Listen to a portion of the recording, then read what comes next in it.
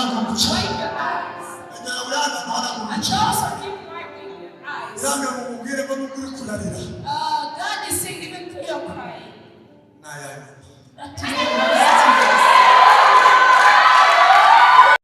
From the eye to the head.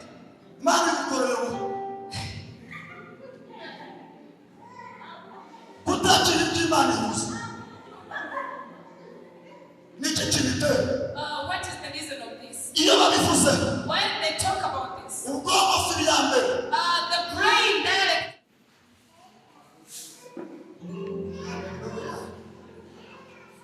Hallelujah. Amen. Praise the Lord. Church, praise the Lord. Amen. Hallelujah. Amen. Everybody, praise the Lord.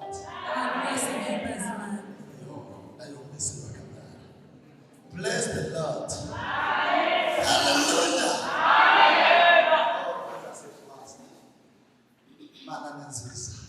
God is amazing. God is amazing.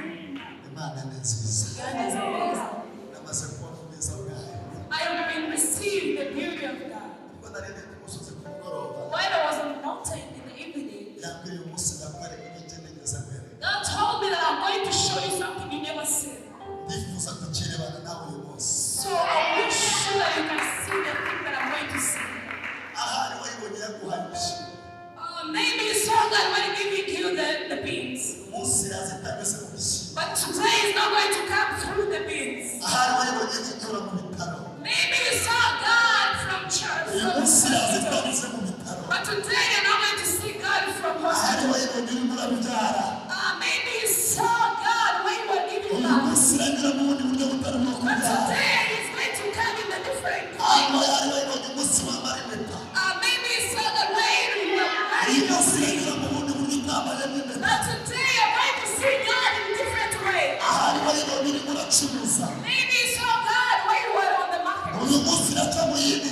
Today God is going to go and come in a different way. I'm feeling that the God is going to go through another way. I'm feeling that God is coming from different way. I'm not searching something to tell you. I'm telling you something which is for you. Today your tears are about to end. Today your sorrow is about to end. Today your grieving is about to end. Today your sickness is about to end. Today your insult is about to end. And there is a word that God taught to Israel. God told them today, I'm going to take away your shame. That the Egyptian that having on you. So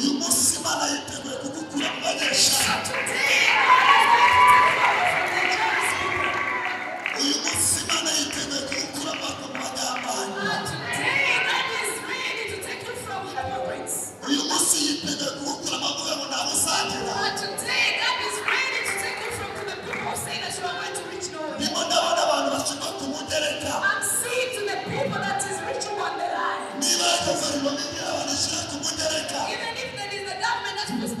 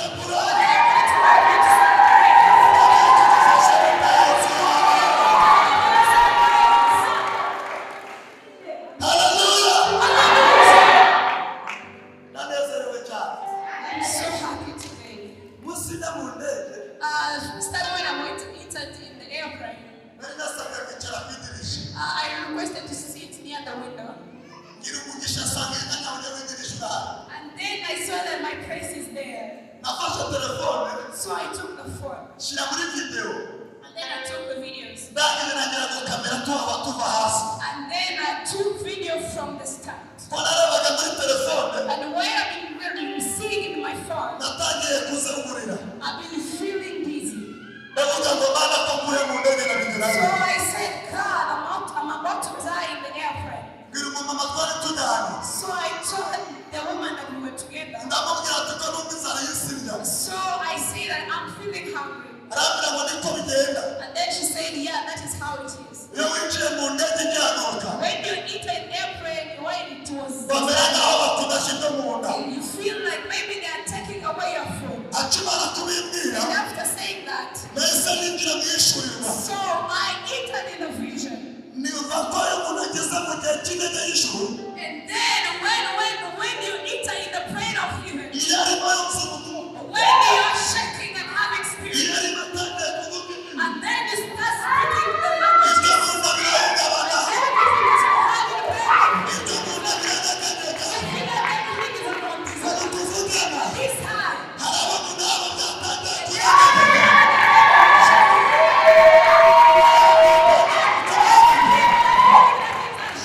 Wageze mu ndege y'ijuru. Wageze mu ndege y'ijuru. Niyo mpamvu muri uwo byahindutse.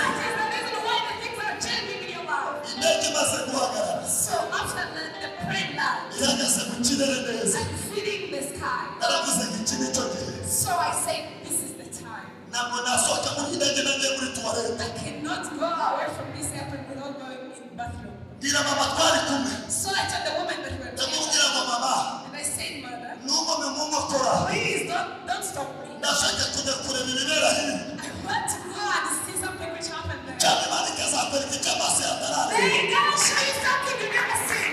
Cyangwa Imana ikazakwereka mu byo amazuru atarahagararamo. May God push you where your legs never reached.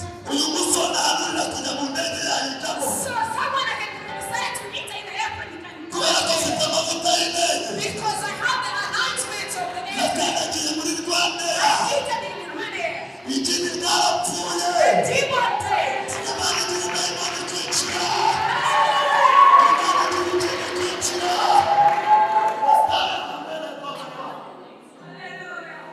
Ndimira. Ngeze muri tuwarete. So after entering in the toilet, Nicara nk'uko zo mu nzu zimeze. yeah, you sit like others, Akaryamo kariciye. and then the door closed. Shoje gukora ibyo nakoraga. After finishing, Ndazahaguruka. I stood up, Flashinga amaso. and then I flushed the water. Aranumvira yagakuza. Ndongera na flashinga. So I flushed again, Ngiye kumana ngo and then I had the fuel, ndavuga tawa. and I said, wow. Wa I said, wow. sunika urugi. And then I pushed the door, Ruranga but it's denied. nasunika. I pushed again, Ruranga denied again, narusunika. and also pushed again. Ruranga It was not ndavuga possible. ati napfuye. And I said, now I'm dead. Nagira gukomanga ku And muryango I w'imbere. keep knocking on the door. Ndavuga ngo ni bande bari inyuma y'urugi. And I said something near the door. Nimugingurire. And I said, please open for me. Bari bambwiye ngo iyi ndege igiye kugwa. So they said, when the plane is about to land, Ni ikizira ko yaba uri muri tuwarete. please do not enter in toilet while the plane is landing. Iyo nguyu urimo Because when the airplane lands, when ufata you're in umutwe the toilet, ukawushyira mu maguru ukayafata. Uhita ufata umutwe ukawushyira mu maguru ukayafata. you just take your head to the ears. Kubera ubwoba nari mfite While I was scared, ntabwo nabyibukaga. I didn't understand. Reka duhereze ijambo rimwe So let ry'ubuhanuzi. me say the word which is prophesying to you. Imana nishaka nikora ibintu byinshi. May God never do many things to you. Nishaka nikore byinshi. Maybe God cannot do many things to you. Nishaka ninyura mu bantu benshi. Maybe cannot pass through many people. Imana ikora ikintu kimwe. May God do one thing. Imana ikora ikintu May kimwe. God do one thing.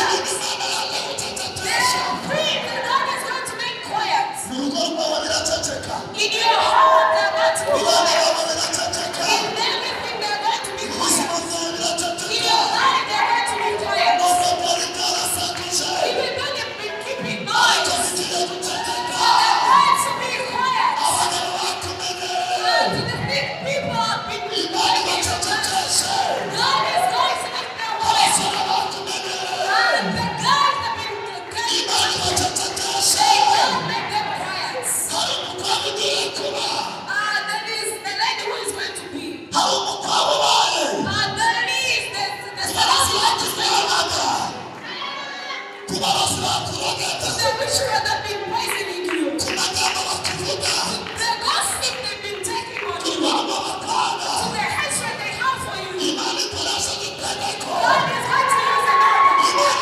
God is using order. His time is expressed. His time is expressed. So now it is possible. Now it is possible. Now it is possible.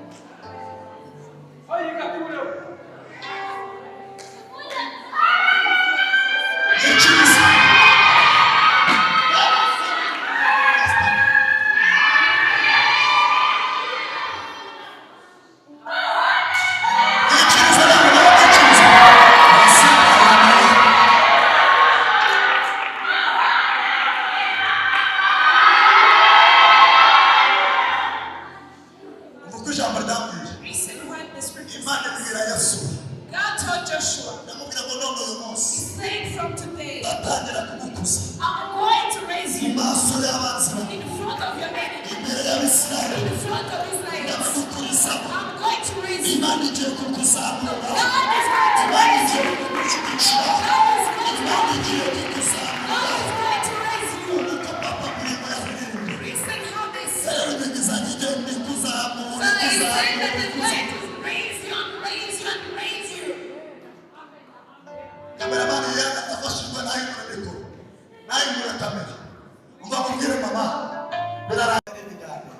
I thought that it's just a talking.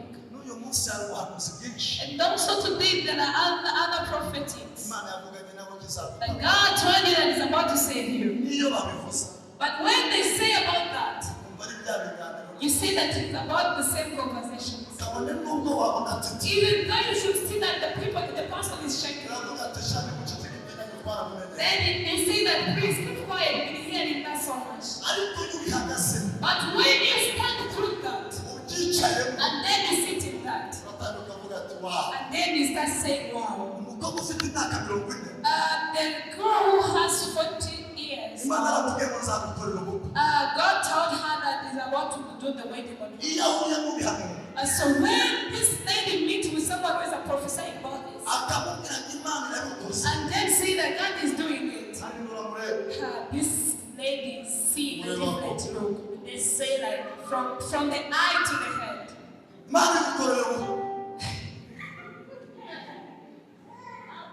What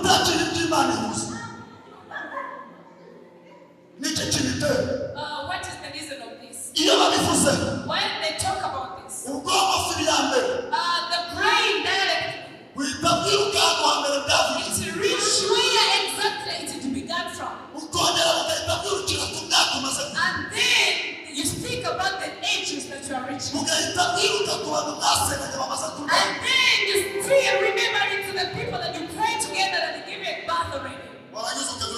And then you start looking there. And when God talks about this, and then do the things that He said, you never care about the ages that you have. You just look at yourself. And then see that God never been late. And then you see that God never been late. And then you see that that is the right time. So there are the things that is right in your life. And the things that spend many years in your life. You keep believing but it never happens. Today, God is about to stand upon you.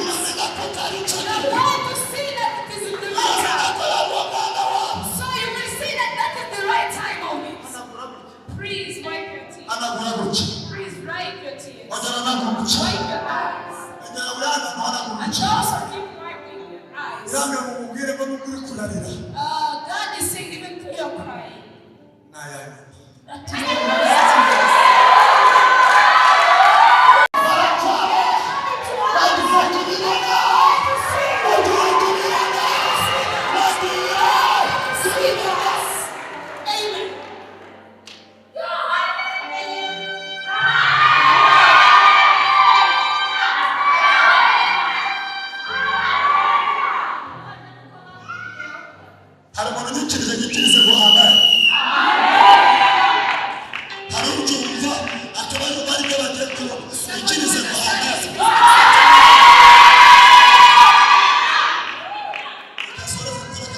So let me conclude under this.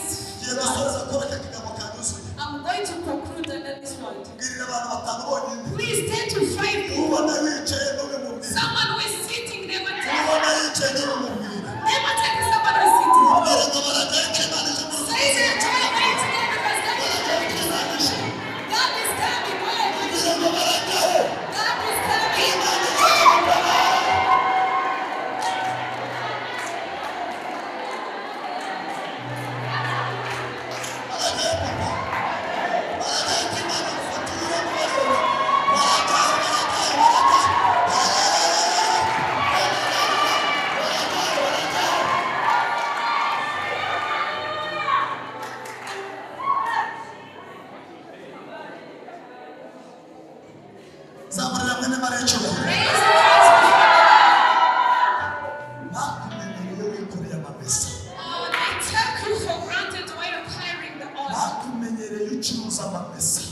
They've been taking you for granted by saving oil. They've been taking you for granted why you taking you are oiling off the palm oil.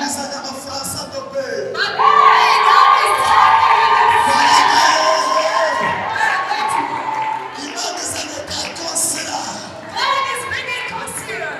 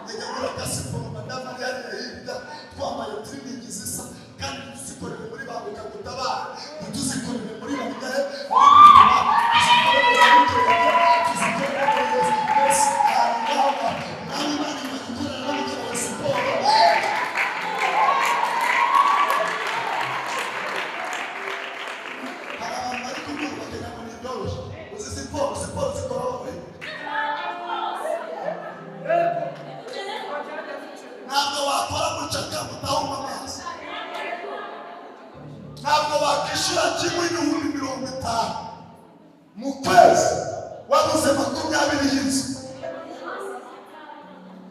Impamvu tugiye kujya muri siporo, ikibazo cy'inzu kirakemutse, ikigiriro kirakemutse, nawe ugiye kujya muri kisi, nawe ugiye kwihuta, nawe ugiye gukora mucyo.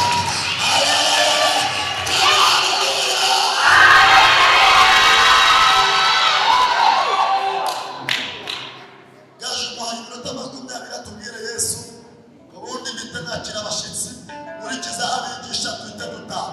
Mwari nituro mu Hallelujah. Hallelujah, hallelujah. Hallelujah, hallelujah. Nafashijwe ku buryo numvaga twanataha, ariko Imana yacu yishimye, bagiye kongera gutubona. Ariko ako kantu muri kukumva, bagiye kongera kutubona.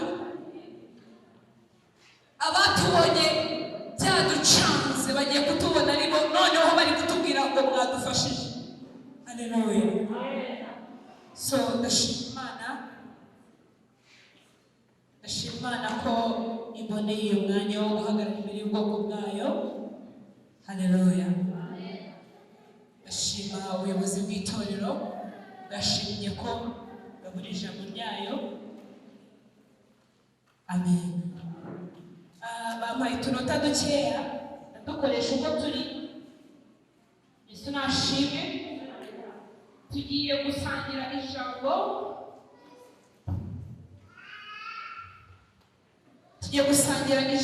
Nahaye umutwe cyangwa se teme ivuga ngo Imana izura ibyacu. Haleluya. Imana ituzure n'ibyacu. Turarisanga muri Zaburi y'143 umurongo wa 11.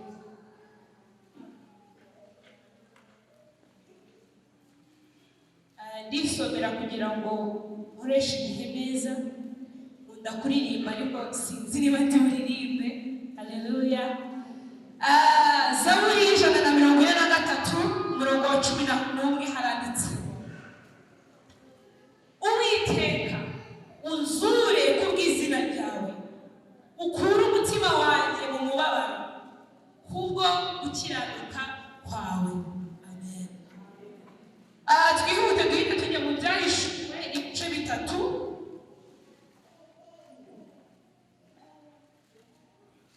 Ibice 3 umurongo waho wa 7 haranditse ngo nuko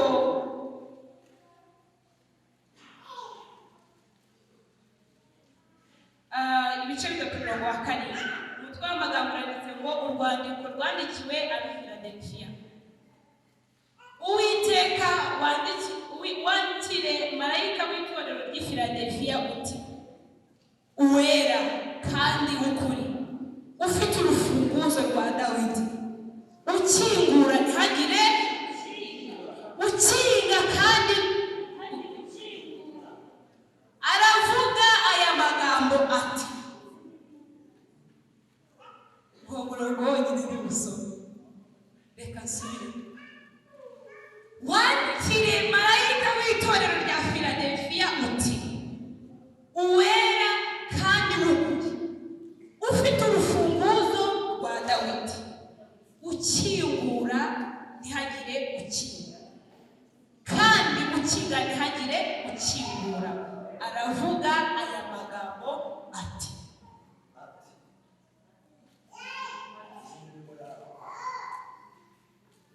Aravuga aya magambo ati.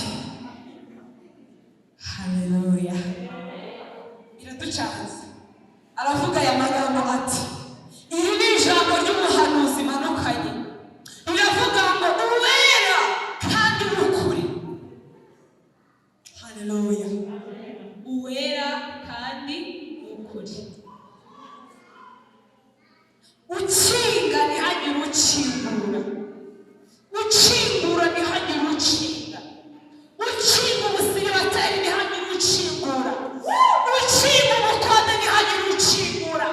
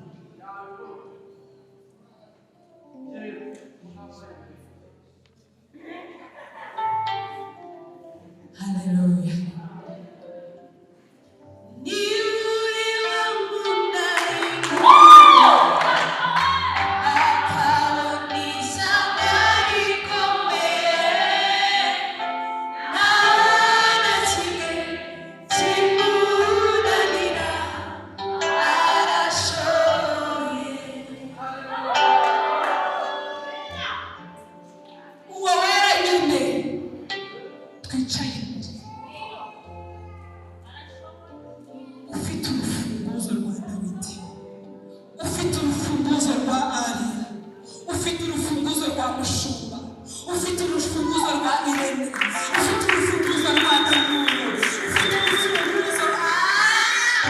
ufite urufunguzo jacu twese. Ndagira ngo akantu tukagenda nemo, tunga urutoki kuri stress ufite, tunga urutoki kuri icyo kintu kiguhangayikishije, kikubujije amahwemo. Icyo kintu nyine Uwiteka turi kumubwira ngo uzure, uzure, uzure.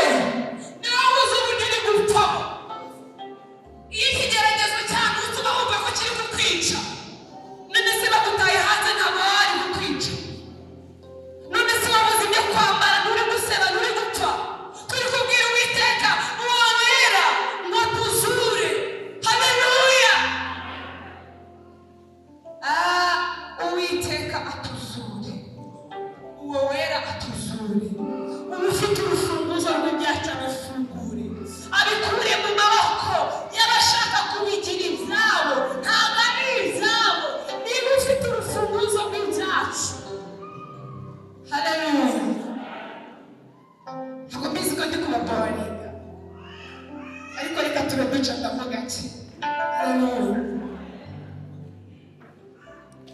Yewe nzibiri kugora, nawe uzibiri kukugora.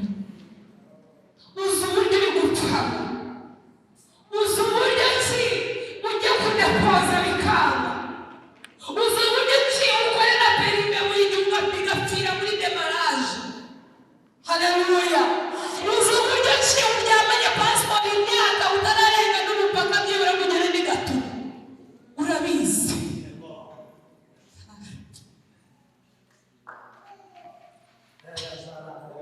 Tubwire Uwiteka Imana atuzure, atuzure, atuzurane n'ibyacu, atuzurane n'agaciro twahoranye, atuzurane n'ibyo yadusezeranyije byose. Ntabwo atubwirira kugira ngo aruma, ahubwo atubwira kugira ngo bishobore. Atuzurane n'amasezerano. Semeni haleluya, haleluya, haleluya.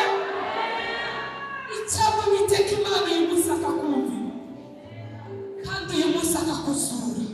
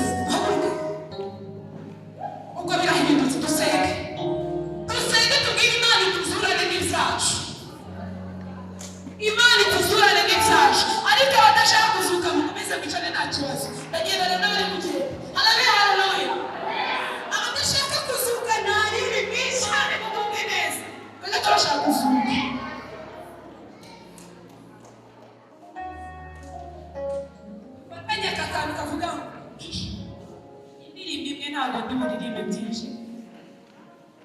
Niyuhindura amateka uwari umushumba kabunami arazimye zimuranira ibihe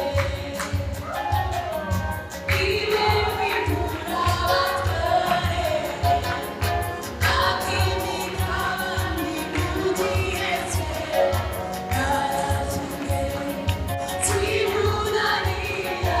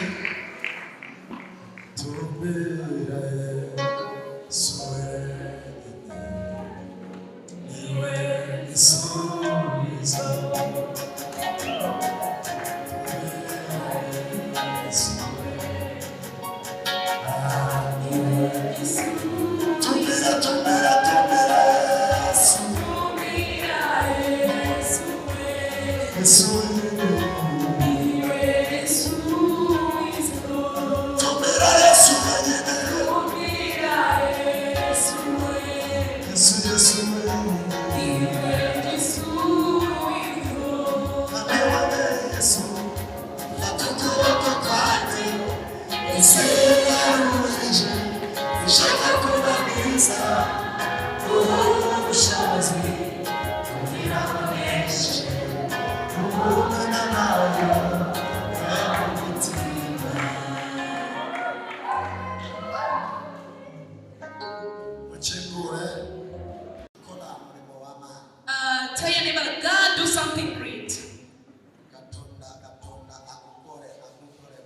May God bless you. May God bless you.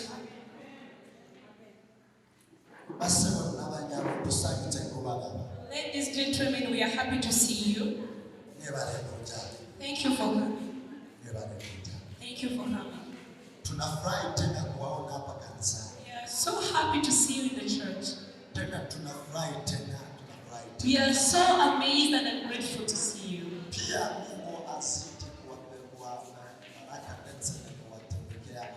Also, God is ready to bless you and give you everything that you want. So I don't want to return with your tears. And I beg and I request God to bless you. We are so happy to see you in church. And also I'm saying again that we are happy to see you here in church. This church of God is here Anna because of you. Yeah, it is here so that we can receive peace.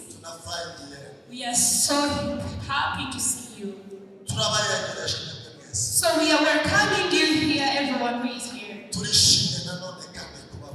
We are so happy to see you again. We are so grateful.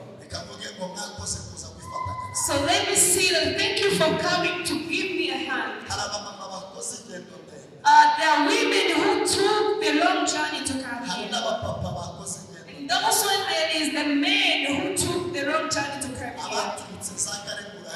So to the people who came from Karemure, there is a long way. To the people who came from Gahana, there is a long way to come. And also to the people who come from Bugesera.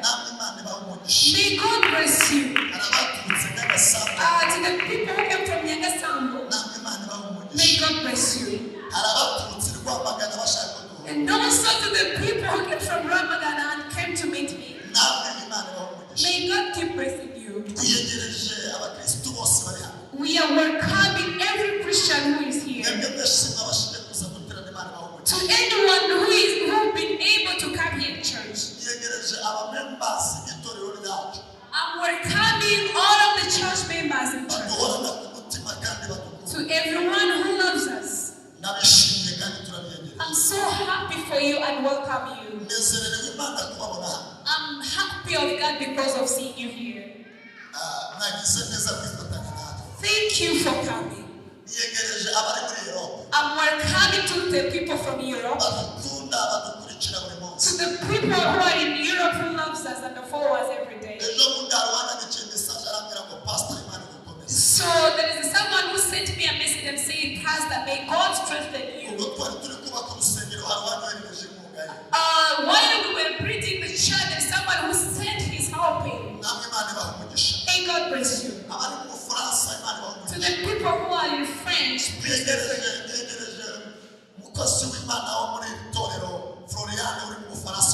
I'm welcoming Florian who is in France. He's from this church. May God bless you. Diana in Canada, may God bless you. Tom, now in Canada, and also Tom who is in Canada, may God bless you. God bless you, Claudine from Belgium. Mama Dasi from America, may God bless you. And also everyone that I didn't mention his name here. May God bless you, Zawad from Australia.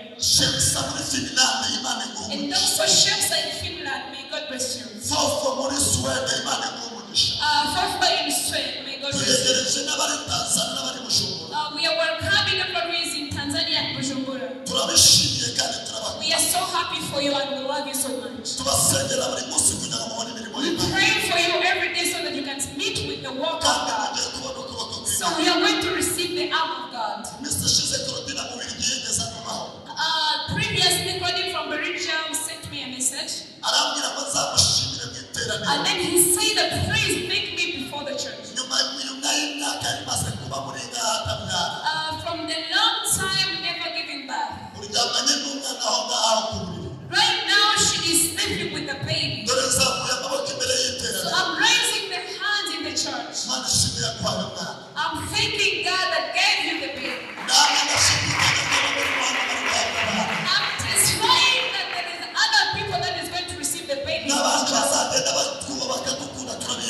also everyone who is going to follow and loves us, we are welcoming them. We are welcoming to the people from the cameraman. The people who are doing on it so that you can see them well. We are welcoming our pianist Damo. We are welcoming worship team. May God bless you. I'm welcoming the church committee. May God bless you. Oh, I'm welcoming the leader of women. Come and read the church.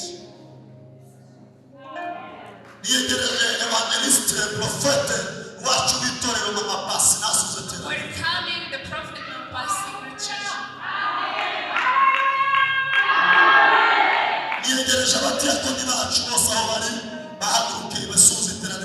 I'm welcoming the deacons of the church. Mama gift nawe yateranye basuzitira n'Imana bahogisha. May you stand up and bring the church the deacons.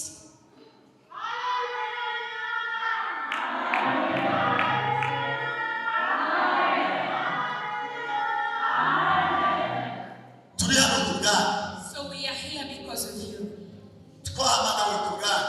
We receive the calling because of you. I'm welcoming everyone who helped me to serve them. To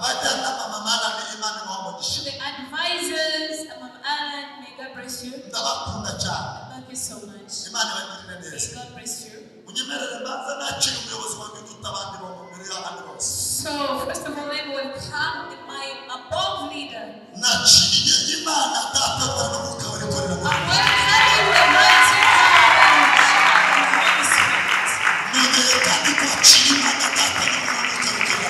welcoming the mighty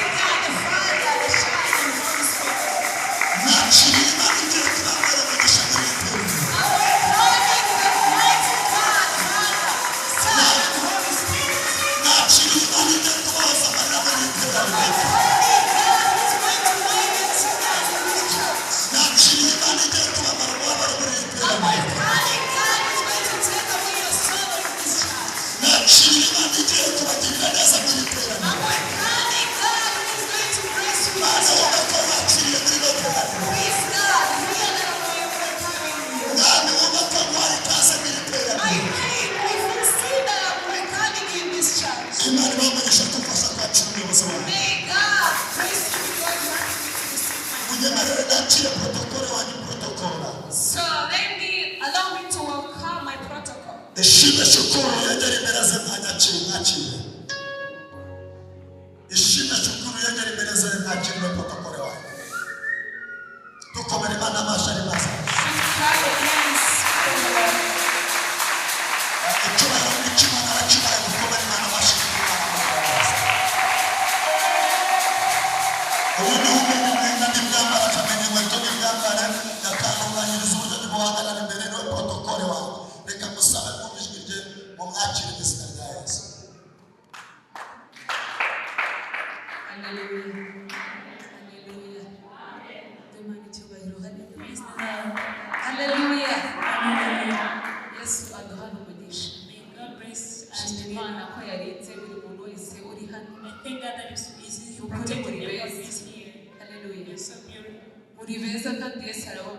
Also, Jesus does.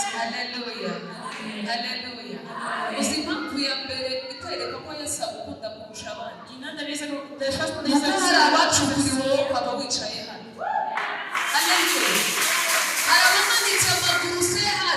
Hallelujah. Amen. Hari abamaze gukundwamo insiko ariko wowe uratazifite zose. Hallelujah. Hallelujah. Imana icyubahiro. Hallelujah. Hallelujah. Urumva se Yesu atagukunda kurusha uko akunda abandi bose. Hallelujah. Uzi impica ziryamye irusororo. Uzi amasura meza aryamye irusororo. Hallelujah. Hallelujah. Uzi ababyeyi bari bafite amagare baryamye irusororo. Hallelujah. Ariko Yesu twebwe atugiriye ubuntu. Yesu nashi. Yesu nahabwa icyubahiro. Yesu natwe natwe tukuzamurira icyubahiro tuvuga ngo wakoze kubw'uburinzi. Amen.